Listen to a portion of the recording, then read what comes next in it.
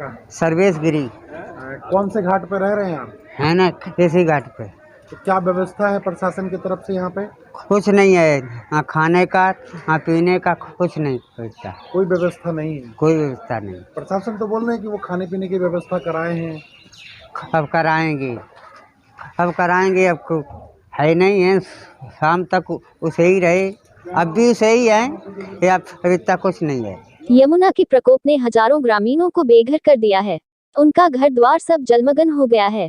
यमुना किनारे के गांवों के लोगों की आंखों में आंसू है। कई जगह ग्रामीणों के पशु पानी में डूब गए हैं। खेत खलियान सब बर्बाद हो गया है। बाढ़ क्षेत्र का दौरा करने पर प्रशासन की मदद नहीं मिलने की बात सामने आ रही है, जो कि बाढ़ पीड़ित अपने जुबा से बयां कर रहे थे, मगर प्रशासन अपनी तरफ से कोई भी कमी नहीं छोड़ना चाहता है।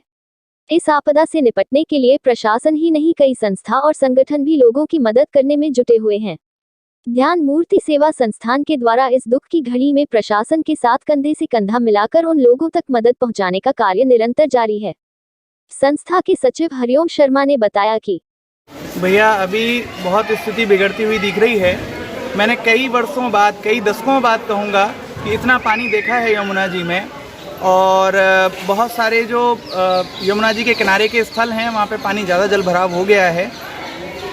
करीब 60-70 परिवार यहाँ पर आ चुके हैं। धीरे धीरे लोग बढ़ते जा रहे हैं, तो उनके लिए भोजन की व्यवस्था, उनके रहने की व्यवस्था धीरे धीरे प्रशासन के सानिध्य में और निजी संस्थाओं द्वारा की जा रही है।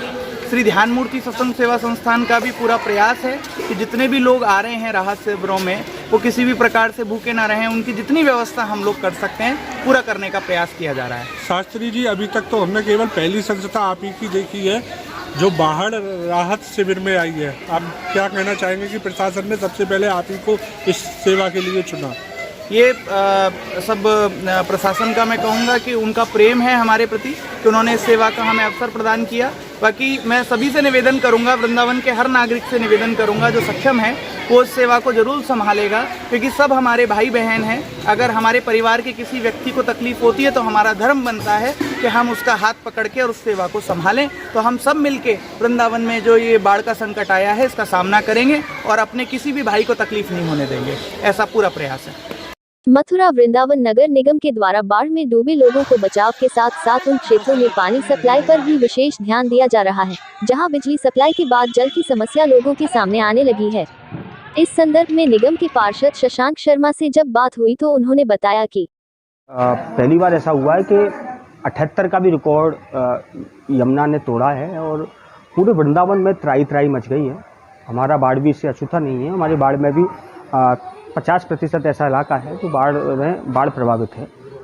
उसके लिए नगर निगम ने जहाँ भी पानी की सप्लाई बाधित है वहाँ टैंकर भिजवा के व्यवस्थाएं की है। जो लोग बाढ़ में फंसे हुए हैं उनके लिए राहत शिविरों की व्यवस्था सुनिश्चित की है और जो व्यक्ति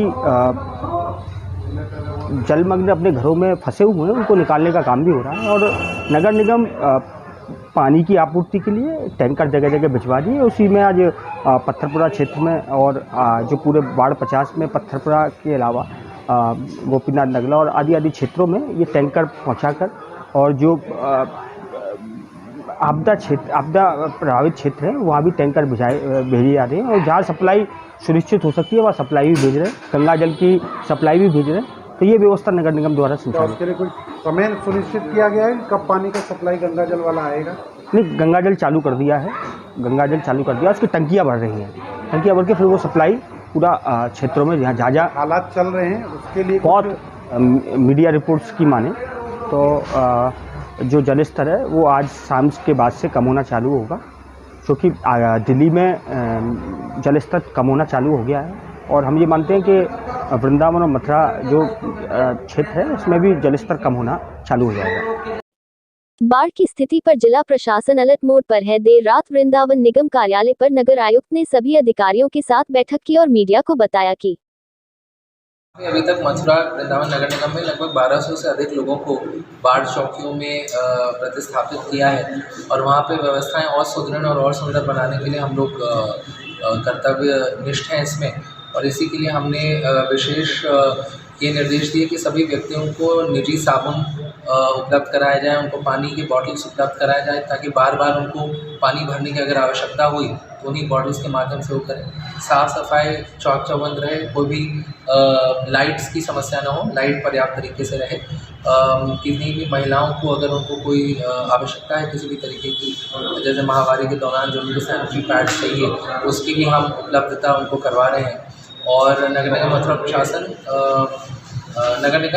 प्रशासन और पुलिस प्रशासन पूरा तत्पर है। ये जो बाढ़ जैसी स्थिति आई है इसमें हम लोग किसी के साथ भी कोई अप्रिय घटना नहीं हो। आपदा के संकट में नलकूप बंद हो चुके हैं, उसके लिए भी नगर निगम क्या? हाँ, तो जब नलकूप बंद हो गए तो हमारे पास लगभग 41 टैंकर अपने संसाधनों के हैं। हमने ज़िला प्रशासन से अनुरोध करके और भी नगर निकायों से भी वाटर टैंकर्स मंगवा लिए हैं और जन सहभागिता से भी हम लोग वाटर टैंकर्स मंगा रहे हैं। किसी को भी जल की कोई समस्या नहीं होगी और हम इंश्योर करेंगे कि किसी को भी ऐसी समस्या का सामना नहीं। उसके लिए कोई नंबर आप लोगों ने हेल्पलाइन नंबर इशू किया है? हमारा जो कंट्रोल रूम नंबर है नगर निगम का वो ऑलरेडी बहुत प्रकाशित है, या ऐप भी हमारा, उसमें लोग कर सकते हैं, पार्षद से संपर्क कर सकते हैं अपने संबंधित पार्षदों से, वो हमसे अनुरोध कर देंगे, हम वहाँ पर कर देंगे। आप वृंदावन से ये तस्वीर देख रहे हैं। कल तक की बात करें तो कल तक यहाँ पानी का जो बहाव है, पानी सड़क पे आपको नज़र नहीं आ रही थी, मगर आज जो है लोग इस बाढ़ के पानी में, आप देखिए श्रद्धालु यहाँ पर बैठ के डुबकी लगा रहे हैं। मतलब ये चीर घाट का एरिया है जहाँ श्रद्धालु आके डुबकी लगा रहे हैं। इन्हें अंदाज़ा नहीं है कि आगे कितना खतरा है। प्रशासन की तरफ से कोई भी बैरियर या प्रशासन के कोई लोग यहाँ मौजूद नहीं हैं जो इनको बता सकें कि आगे जाना कितना खतरनाक है। बाढ़ का पानी प्रवेश कर चुका है, वहाँ बिजली की आपूर्ति बंद कर दी गई है सुरक्षा के दृष्टिकोण से, लेकिन फिर भी आगे जाना कितना खतरनाक है। अगर कोई आगे चला जाता है तो वो इसमें समा जाएगा, इसमें कोई दो राय नहीं है। हम अपने माध्यम से, चैनल के माध्यम से प्रशासन से अनुरोध करते हैं कि ऐसे जगहों पर जहां श्रद्धालु प्रवेश कर रहे हैं उनके लिए कोई ना कोई व्यवस्था करें, उनके रोकथाम के लिए कोई व्यवस्था करें कि वो आगे नहीं जाएं। देखिए, बाढ़ का पानी जितना जो इसमें चढ़ाव है, वो जितनी भी खादर क्षेत्र में जो मकान बने हुए हैं, जितने लोग रह रहे हैं जमुना जी किनारे, वो सबके मकानों में एक एक मंजिल तक पानी लगभग भर चुका है। आज प्रशासन पूरी तरह से लग तो रहा है, पर जिस तरह से लगना चाहिए उस तरह से उसकी अभी और ज़रूरत है, आवश्यकता है। ये एनडीएफ की टीम की भी आवश्यकता है कि रेस्क्यू करने के लिए लोगों के कहाँ फंसे हुए हैं, क्योंकि अभी तक ऐसी कोई सूचना नहीं मिली। वहाँ तक लोग प्रशासन पहुँच चुका है। और अभी आपने देखा कि एक बाबा यहाँ बोल रहे हैं कि अभी घाट पर कोई व्यवस्था ऐसी नहीं हुई है, ना भोजन पानी जो घाट पर रहने वाले हैं वो साधु संतों के लिए कोई ऐसी व्यवस्था। हम लोग भी प्रयास करेंगे, सामाजिक संगठन भी और आगे खड़े होंगे और प्रशासन के साथ कंधा से कंधा मिला के रहेंगे। ज़रूरत है प्रशासन को और गंभीरता से सोच के विचार करके इस रणनीति तहत वृंदावन वासियों की सेवा करना।